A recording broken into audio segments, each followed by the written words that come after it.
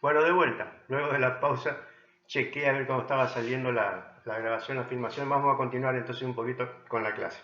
Decíamos entonces que habíamos recordado la aparición de la resistencia óhmica, de la reactancia de dispersión del lado del primario, lo mismo para el secundario.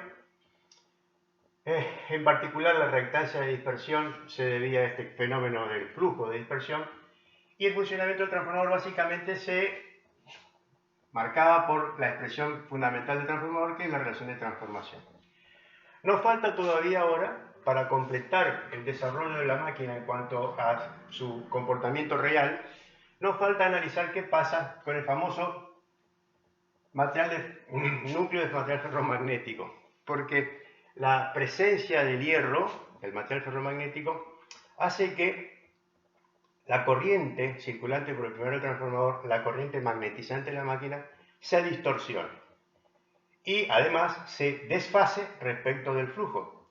Son dos fenómenos muy importantes porque marcan, por un lado, el rendimiento de la máquina y por otro lado, produce algunos fenómenos indeseables que se presentan luego cuando la máquina está funcionando.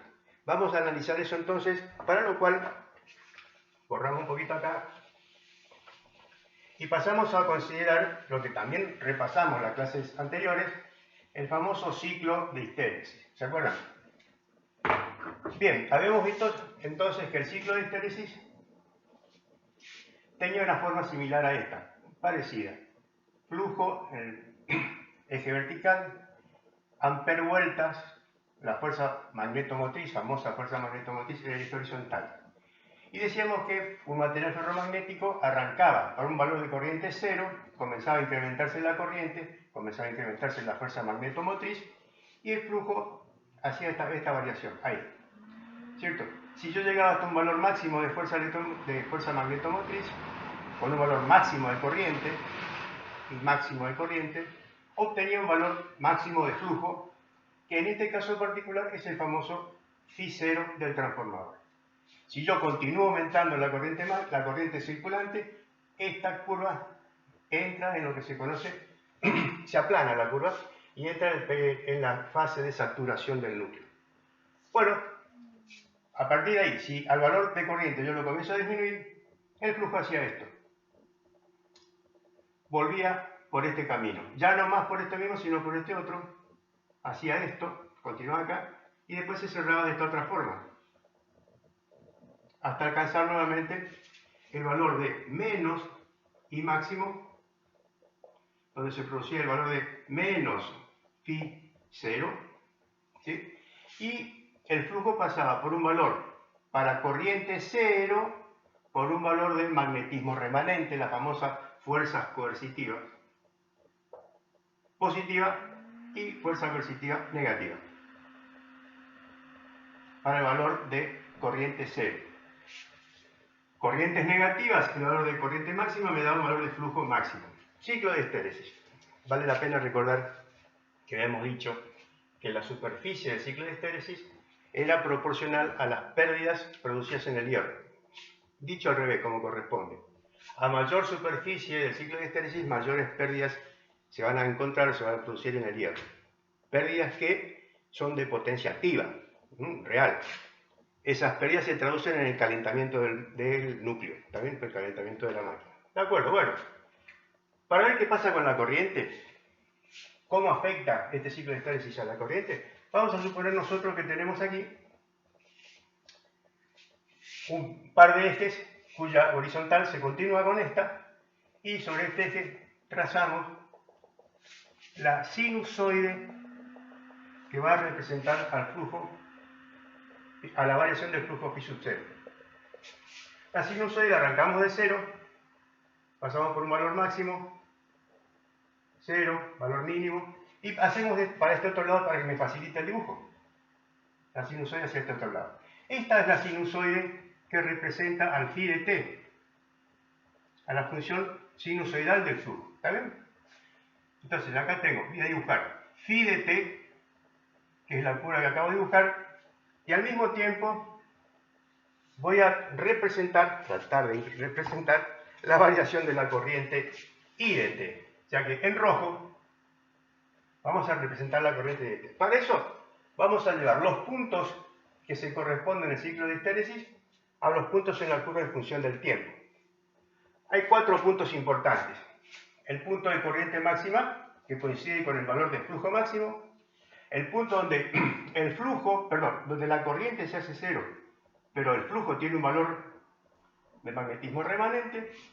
Después continúa que el flujo se hace cero hasta un valor de corriente negativa máxima, flujo negativo máximo, y después posteriormente volviendo, acuérdense el ciclo de histéresis se cierra así,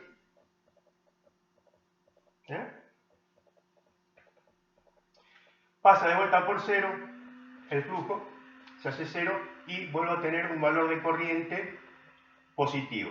¿Está bien? ¿De acuerdo? Bueno, transportemos estos puntos a ese dibujo. Entonces, el punto 1, flujo máximo, corriente máxima, es decir, el valor de corriente máxima es este, lo transporto acá en la escala de corriente, por supuesto lo vamos a hacer un poquito más chico, acá, y este va a ser I máximo, que se produce en el instante de flujo máximo. ¿De acuerdo? Bueno, el flujo ahora de este valor, si yo disminuyo la corriente comienza a disminuir, acá para allá disminuyendo, el flujo tiende a disminuir por este camino, hasta encontrar el valor de corriente cero, donde el flujo tiene un determinado valor, que es el valor de fuerza coercitiva. Entonces, para corriente cero, el flujo sigue teniendo un determinado valor. Para hacer eso hacemos esto, miren. Llevamos este valor de flujo, que vamos a tener un valor acá, y vamos a tener otro valor acá. El valor que se corresponde es este, porque acá el flujo está cayendo. ¿Está bien? Acá el flujo está disminuyendo. Entonces, el segundo punto, punto 2 de corriente, es el punto 2 acá. Para este flujo, la corriente vale 0, acá. 0. Este es el punto 2 de corriente. ¿Está bien? ¿Sí? Posteriormente, el flujo se invierte, o sea, adquiere valores negativos ya el flujo acá, hasta un valor donde la corriente se hace cero, donde el flujo se hace cero y aparece un valor de corriente negativo. Entonces, para este punto, donde el punto del flujo se hace cero, aparece un valor de corriente negativo. Ese valor de corriente negativo lo ponemos acá, punto 3, este es el punto 3, ¿sí? Corriente negativa, corriente negativa. ¿Está bien? ¿Se entiende? Bueno, de acá paso un valor de corriente máxima negativa. Corriente máxima negativa coincidiendo con el flujo máximo negativo, va a ser acá. Este valor máximo positivo se transporta acá, máximo negativo, punto 4. Punto 4. ¿Está bien? Bueno, ahora vamos para este otro lado. Vamos a comenzar de acá, el flujo comienza a subir, a crecer, digamos, se hace menos negativo, vuelve a ser acá el valor con fuerza coercitiva negativa todavía, pero corriente cero. Entonces en este punto va a ser la corriente cero, va a estar con valor de flujo negativo acá.